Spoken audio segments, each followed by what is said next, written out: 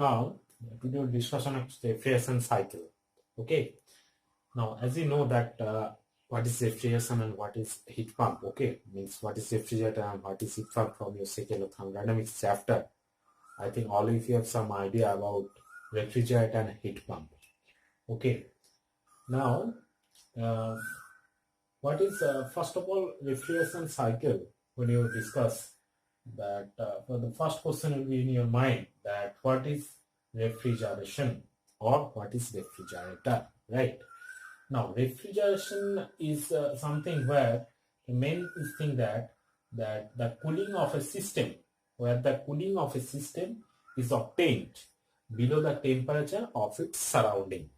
So below of its surrounding temperatures, where the cooling of the system, that is basically refrigeration. Okay, and as you know that heating engine cycle, and this is a Carnot heating engine cycle. For heating engine cycle, one is high temperature reservoir, one is low temperature reservoir. In between, heating engine cycle operates from high temperature reservoir to low temperature reservoir. The heat is transformed for high temperature reservoir to low temperature reservoir. But when you discuss that heat pump and refrigerator from the previous knowledge of your second thermodynamics, we can apply here that it's basically refrigeration cycle operates on basically in reverse heating engine cycle, and it is also sometimes also called reverse Carnot cycle. Okay, now as you see that this is a high temperature reservoir. Okay, high temperature reservoir, and this is a low temperature reservoir. So as you know that in heating engine cycle or Carnot heating engine cycle, the heat is basically, or heat transfer takes place from the high temperature reservoir to low temperature reservoir. But in case of reverse heating engine cycle or reverse Carnot heating engine cycle, which is basically the main principle for working as for heat pump or for working heat pump and refrigerator. Now here it is the low temperature reservoir. Here from the heat transfer takes place from low temperature reservoir to high temperature reservoir. But the amount of heat absorbed from the low temperature reservoir, that is basically here Q2, and amount of heat ejected to the high temperature reservoir, that is here Q1. So Q1 will be, and as you know that from the second law of thermodynamics, that when the heat is transformed from low temperature reservoir to high temperature reservoir, so obviously there is some external agency required to transform heat from low temperature to high temperature reservoir. So there is a work transfer, there is a work input to require for to this, and there is a work transfer. So this is Q2 and this is W. So Q1 will be Q2 plus W. Okay. Now, so in reverse heating engine cycle basically operate for receive heat from low temperature reservoir, means absorb heat from the low temperature reservoir, and it transfer into the higher temperature reservoir. So this is if this principle works, so that basically the device is called basically heat pump or refrigerator, as you know. And COP, and I think all of you know some idea on COP. COP is basically coefficient of performance, right? So coefficient of performance is basically net effect divided by the ratio net effect divided by net work done. So net effect means here for heat pump, so how much amount of heat is transferred to the high temperature reservoir, that is your basically net effect. So that's why it is Q1 divided by net work done, that will be Q1 minus, because of W is equal to Q1 minus Q2, that's why it is the Q1 minus Q2, as like COP of heat pump. Similarly for COP of refrigerator, means coefficient of performance of refrigerator is net effect, that is Q2. Why it is Q2? Because refrigerator is basically, this is the first line where it takes place, that indicates that where the cooling of a system. So cooling, it requires the cooling of any system below the temperature of the surrounding. So obviously the temperature of surrounding is more compared to the temperature of the system. So obviously these two things should be maintained as in case of refrigerator or refrigeration cycle. So this is the main principle. So this is the place where the temperature should be kept minimum, so that the refrigeration cycle is maintained. Okay, so that's why, so the amount of heat absorbed, because of if you want to heat absorb from the low temperature reservoir, then it is supposed to act as a cooling space. Okay, cool space or cooling of a system. So that's why the amount of heat absorbed, if you so amount of as much amount of heat absorbed from the low temperature reservoir. So that basically your refrigerant effect. So that is your Q2. So that's why your net refrigerant effect is your Q2 divided by net work done, that is equal to Q1 minus Q2. Okay. And one more point. So basically, if this refrigeration, so basically refrigeration is basically cycle where the different components are there. We discuss on that. Now, as you know that in the refrigeration cycle, there are one refrigerant, then now name will be there. So refrigerant basically the working fluid, the working fluid in refrigeration cycle is basically called refrigerant. So working fluid which is basically used in case of refrigeration cycle, that is your refrigerant. Okay, but in refrigerant there are lots of other properties, but there should be there some properties so that we can use as a refrigerant. What should be there we can discuss on the next lecture video. But here this the refrigerant is basically the working fluid, as much as we know that is basically that refrigerant is a working fluid which is working in the refrigeration cycle. Okay, now so refrigeration cycle is where refrigeration is where the cooling of a system from the below the temperature of its surrounding. So it should be maintained that below the temperature of surrounding on a particular system. That system is basically called, we can say that this is a refrigeration or refrigerator, and this cycle or this system basically operates on reverse Carnot heating cycle, you can say that. And obviously the heat transfer takes place from the low temperature reservoir to high temperature reservoir. And the main one point that refrigerant basically your working fluid which is working on your refrigeration cycle. Now refrigeration cycle can be two types in terms of depending on the conditions the refrigerant is absorbed or it is compressed, and so that's on depending on that. Refrigeration cycle is two types. One is vapor compression refrigeration cycle, another is VAR, means vapor absorption refrigeration cycle. So VCR and VR. Okay.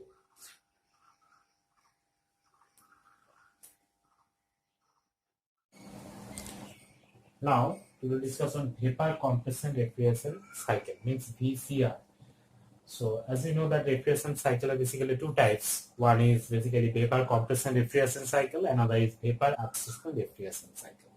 So obviously there are some difference between VCR and VRs because that's why the name is suggests vapor compression refrigeration and another is vapor absorption refrigeration cycle.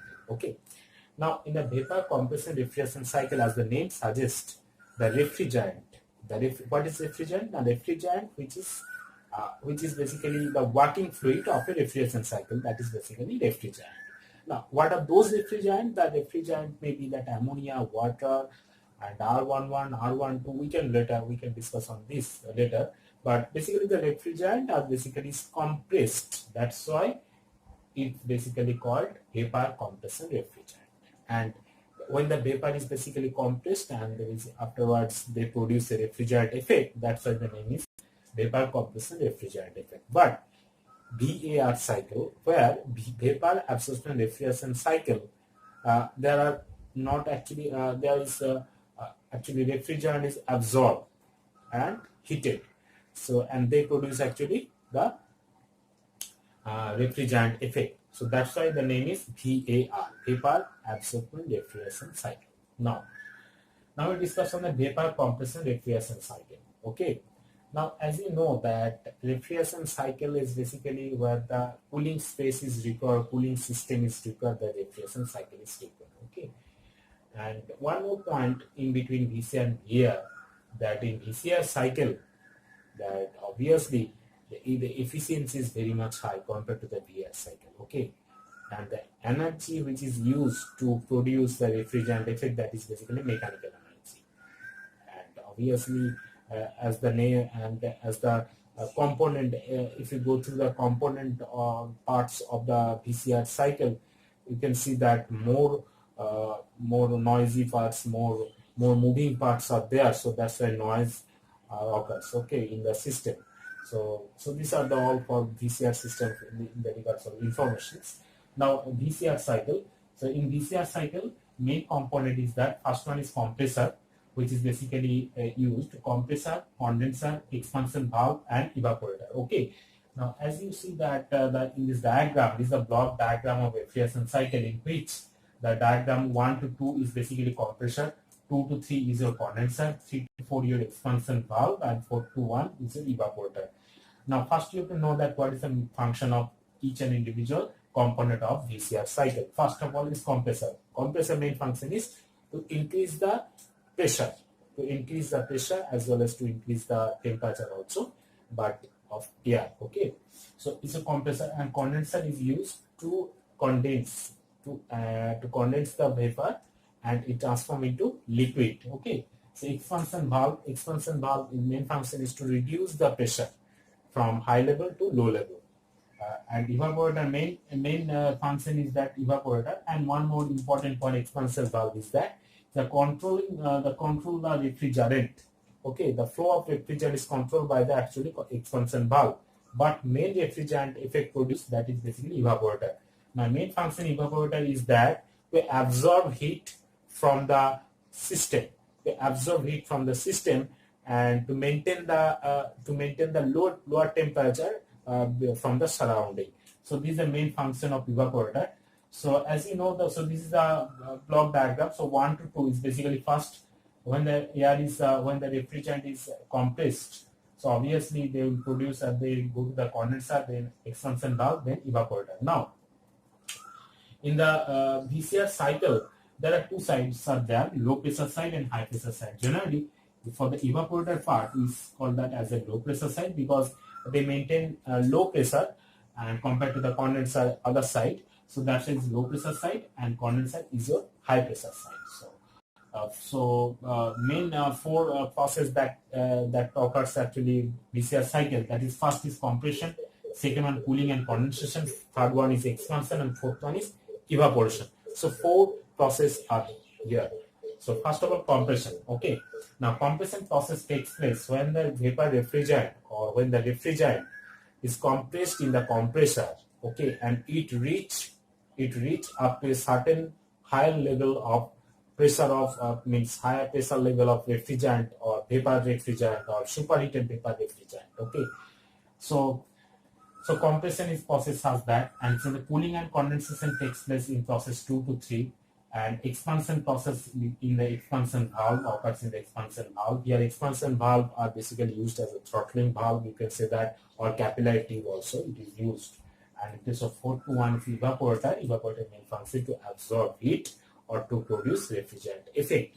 Now, so these are the 4 main processes that occurs to produce a particular VCR cycle. Now, as you know, suppose this is your PV diagram, as you indicate that flow chart, that 1 to 2, 2 to 3, 3 to 4, and 4 to 1, that produce a total cycle. Now, if you draw a diagram on PV, TS, and pH plot in this flow diagram. So in PV diagram, suppose this is your initial state. Okay, so this is your, as you know that from the pure substance chapter, so this is the diagram in which the refrigerant is basically in your saturation in state. Okay, in saturated in state. So the refrigerant maybe it's basically dry in conditions, or it may be wet in condition. One indicates this point here, PV diagram in this point. Okay, so 1 point may be here, or 1 dash point may be here. The starting point of, you can say, the VCR cycle. This point indicates the compression, the state of refrigerant is your drying condition. If 1 dash here, that indicates the refrigerant is your in wet condition. So that means there are drying condition means there in refrigerant there is no liquid refrigerant are present, but in case of wet refrigerant, that indicates basically there are vapor as well as some liquid refrigerant also present. So in 1 dash, in 1 only vapor refrigerant are present. That's why it is called dry compression. And in case of 1 dash to 2 dash, it is called basically the wet compression. So first of all, in PV diagram, it indicates the compression process takes place in the piston cylinder assembly. When they take place, what happens that obviously it takes up to the state 2. If it is starting point is 1, if the starting point is 1 dash, the starting point will be 2 dash. Okay, so that if this compression in this compression basically occurs in reversible adiabatic in manner. So obviously the entropy will be constant. So if the entropy is constant, that's the process is called basically in reversible adiabatically, that is called isentropic process. Now, so process from process 1 to 2 and 1 dash to 2 dash, that indicates basically your compression process. That compression process may be dry compression, may be wet compression, depending on the condition of your refrigerant. If it is in drying condition, means there is no liquid refrigerant are present, that is called dry refrigerant. Or if the any refrigerant are present, is the liquid refrigerant are present, and then compression process takes place, then it is called wet compression. Okay, but we can say that in between dry compression and wet compression, dry compression far better, because wet compression is very dangerous for the compression process, compressor or piston cylinder assembly, because there are some liquid refrigerant present in case of wet compression process, and that liquid refrigerant or liquid bubble or droplet can affect the cylinder piston assembly. So, and obviously wear also. So they will affect. So that's why we prefer that dry compression takes place in the compression process. Now, 2 to 3. So 2 to 3 basically condenser. So main function to condense. So 1 to here it is basically is your in superheated state, indicates of the superheated vapor, or it may be saturated vapor condition. Okay. Now when they condense, means they reject heat to reach when the refrigerant is vapor refrigerant, or it may be reach up to after compression superheated vapor refrigerant. When they reject heat, so from process to 2 they reject heat by the condenser, and when they reject heat, and that produce they actually produce the liquid refrigerant. And basically, as you know from the properties of pure substance, this is a saturated liquid line, this is a saturated vapor line. So it reach up to this point, 0.3. So 0.3 after condensation, the main objective is that to transform or to form liquid refrigerant from vapor refrigerant, or it may be superheated vapor refrigerant. But main function is to form liquid refrigerant, okay, or to produce liquid refrigerant. Now, from 3 to 4 is basically expansion valve are there. So expansion means the pressure is reduced in this fashion. So in this expansion valve, or you can say that the capillary or throttling devices, the main function is that pressure is reduced from high pressure to low pressure. And as you know that basically in throttling devices, the process is basically in manners in adiabatically, but in irreversible manner. Okay, and it is as it is irreversible in nature, so that's why it is joined by a dotted line, because we know that reversible process are line, but in the irreversible process are joined by a dotted line. Okay, so 3 to 4 is basically throttling process, and in this process the enthalpy is constant, so that's why it is called so isenthalpic process. So that's why 3 to 4 is point here. Okay, so this point.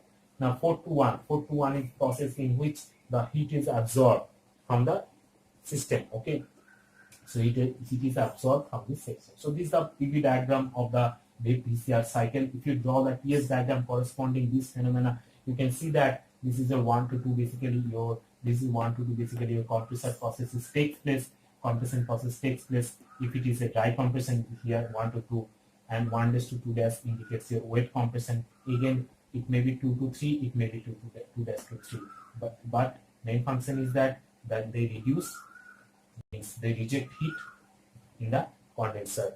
They reject heat and form or to produce liquid refrigerant at state 3, and this is the state 3, and in between state 3 to state 4, there is expansion valve in which they produce actually the isenthalpic process, or you can say that enthalpy is constant, or because there are throttling device or expansion valve are used to reduce the pressure, to reduce the level of pressure.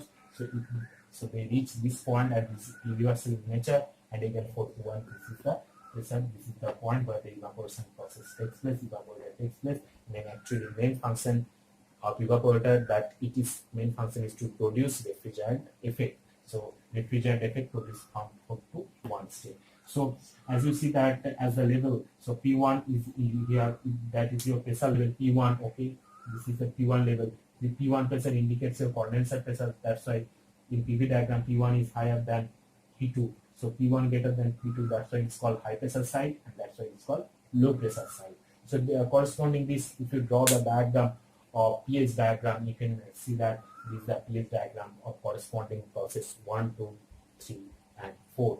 In compression process takes place 1 to 2, cooling and condensation takes place 2 to 3, and expansion 3 to 4, and evaporation 4 to 1. So these are the processes that constitute a VCR cycle. Okay.